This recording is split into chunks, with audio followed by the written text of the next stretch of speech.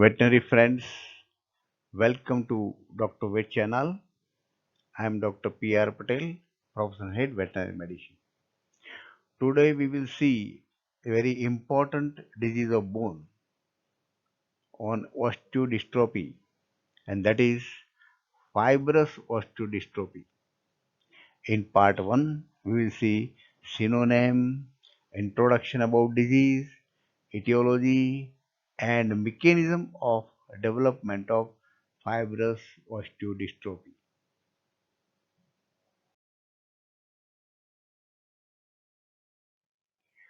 Fibrous osteodystrophy is also known as osteodystrophia fibrosa.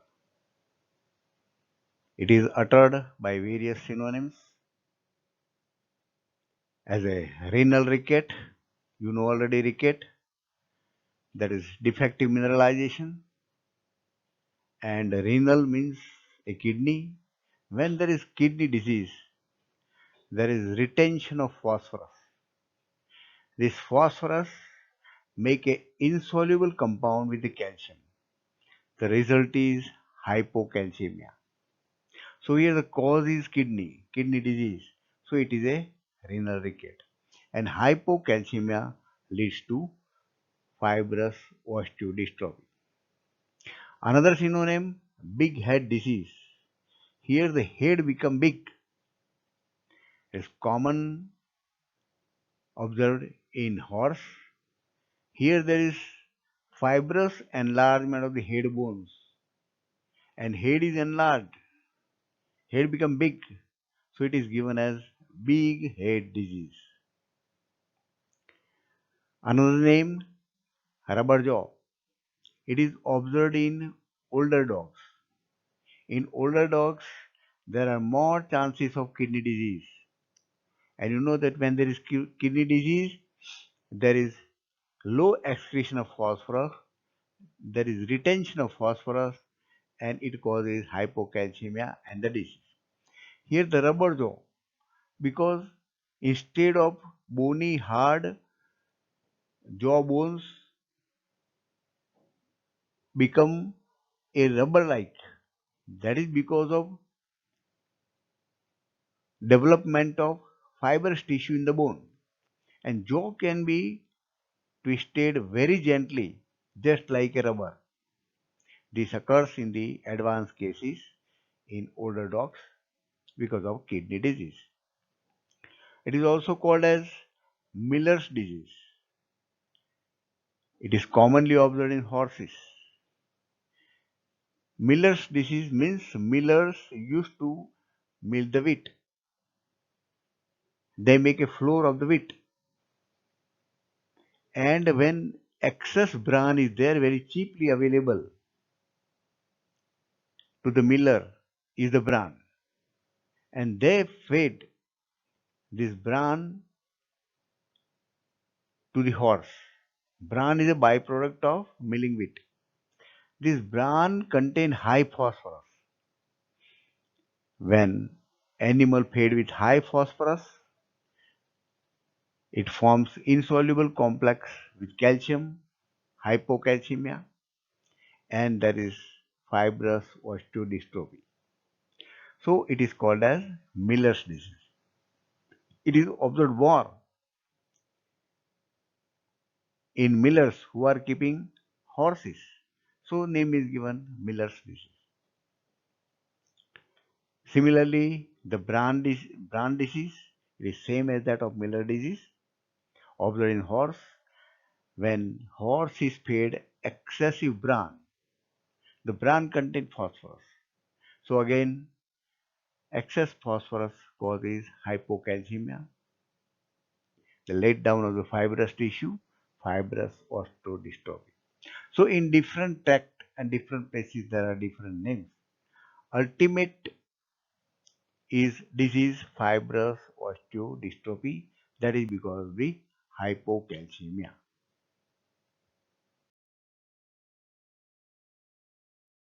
Here we will see some introductory part how this happens. The fibrous osteodystrophy occurs because of defective calcification of bone. All bones of the body are affected, but bones of jaw and head are more affected. In animals, the old age group animals are more affected and very common in horse, next pig, and then sheep and goats.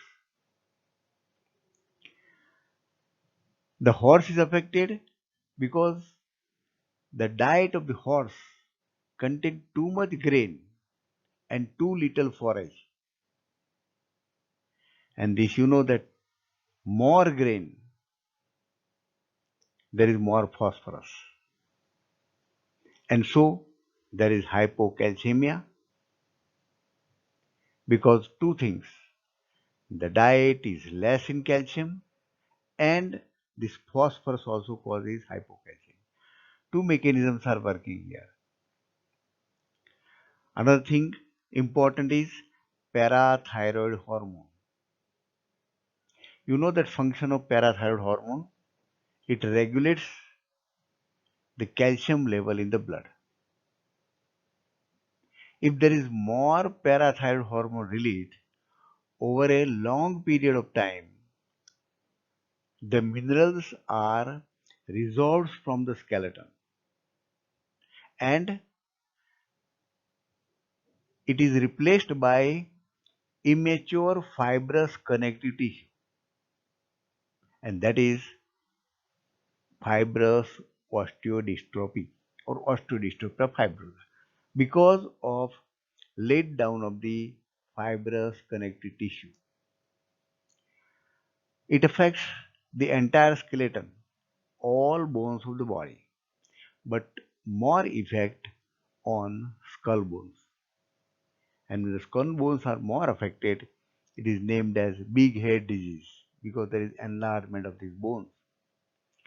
Rubber jaw, the jaw become elastic, just like rubber, one can twist it. That is because of laid down of the fibrous tissue.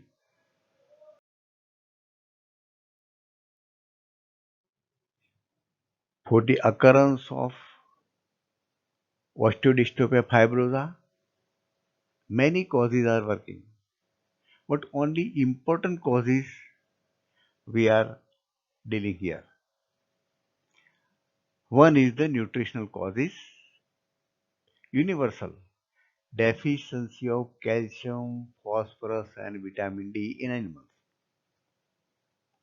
The deficiency is either absolute or imbalance in calcium and phosphorus ratio in the diet. Diet is low in calcium and high in phosphorus is a very important etiology. I told you that high phosphorus make a insoluble complex with calcium.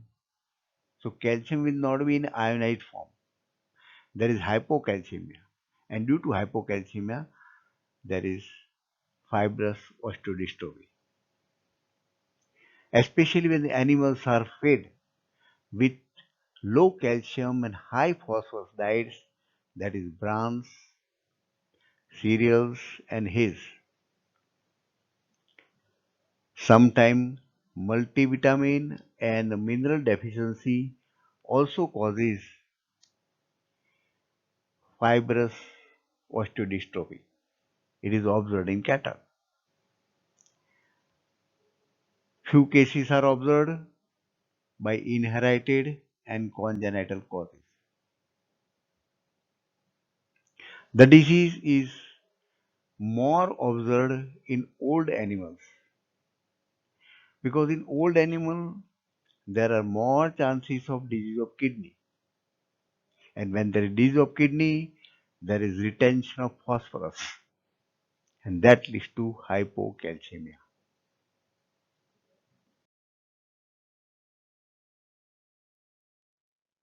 There are three mechanisms of fibrous osteodystrophy that causes hypocalcemia. So these things are important to understand the disease properly. At the same time, it is easy to give a proper treatment. So the animal can be treated with proper therapy.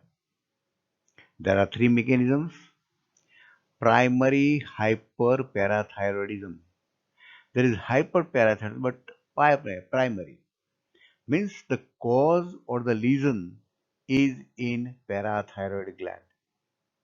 We'll see detail of that in the next slide.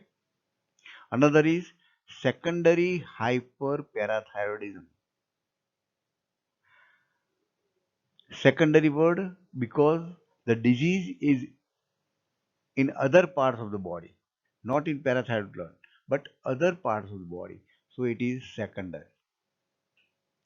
Not only hyperparathyroidism, but hypoparathyroidism also causes hypocalcemia. Ultimately, all these three mechanisms causes hypocalcemia, and because of this, the disease fibrous osteodystrophy.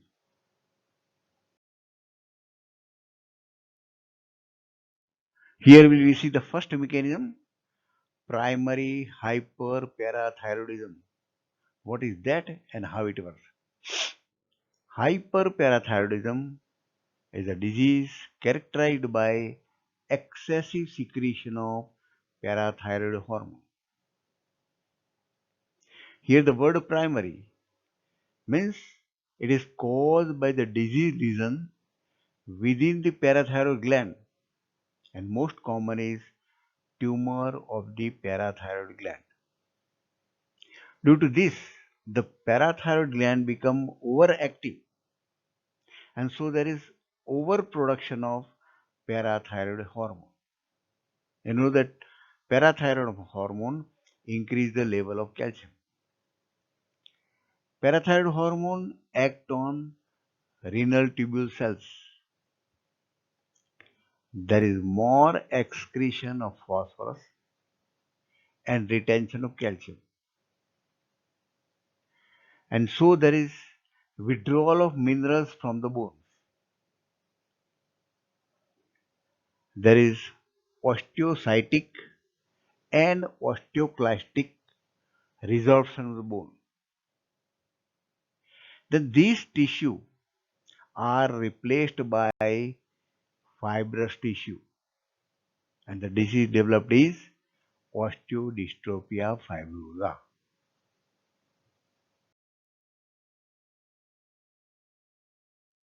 The second mechanism, secondary hyperparathyroidism.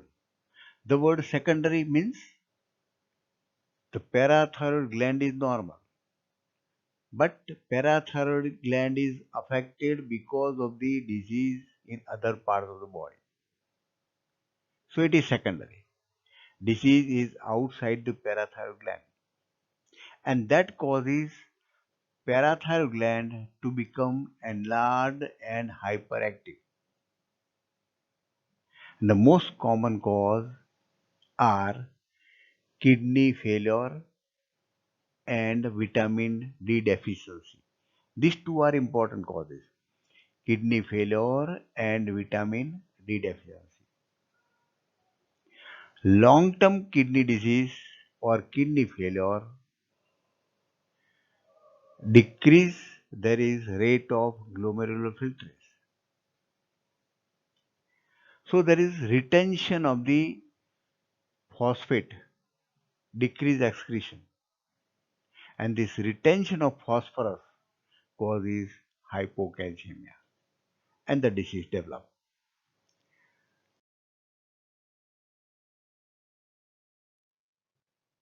We continue here the secondary hyperparathyroidism. Due to renal disease, there is decrease in renal synthesis of calcitrol. Calcitrol is vitamin D.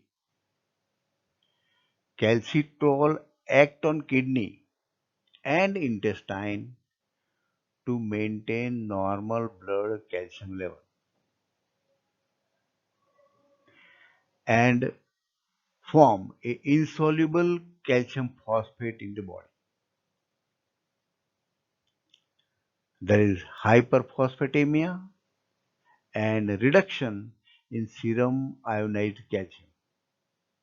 So there is hypocalcemia. This hypocalcemia triggers an increase in parathyroid hormone level,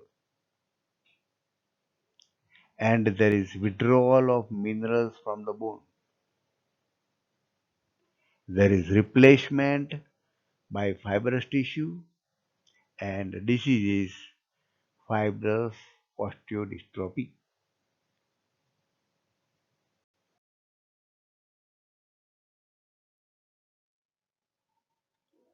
The third mechanism is hypoparathyroidism. It is caused by lower than normal amount of secretion of parathyroid hormone, or hormone secreted is unable to function normally. And when there is reduction of PTH, and if the hormone is not working, there is hypocalcemia and high phosphorus. Hypothyroidism, for the diagnosis, it shows a clinical findings like muscle pain, spasms, alopecia, and seizures. This is one part to give the diagnosis of hypoparathyroidism.